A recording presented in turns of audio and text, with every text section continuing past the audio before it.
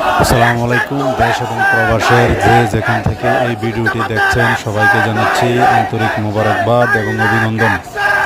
ঐতিহাসিক সুন্নি মহাসমাবেশ ঢাকায় অনুষ্ঠিত হয়েছে। পিপলস টেকিং এর তথ্য অনুসারে প্রায় 25 লক্ষ মানুষ এই সমাবেশে যুক্ত হয়েছে, যেটা সুন্নি জনগণের জন্য একটা ঐতিহাসিক, ঢাকায় সর্ববৃহৎ এই সমাবেশ অনুষ্ঠিত হয়েছে। শত বাধা, 72 দলের শত বাধা অতিক্রম করে এই সফলতা একটি যুগান্তকারী বিজয়। এই তো হোসাইনি চেতনা, এই তো প্রশান্তি, এই তো বিজয়। সত্যি অনেক গর্বের।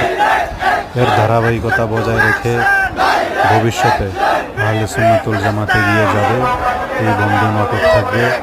সুফিগণা মানুষের আগমন ঘটেছে সারা বাংলাদেশের সর্বপ্রান্ত হতে। শত বাধা অতিক্রম করে মানুষ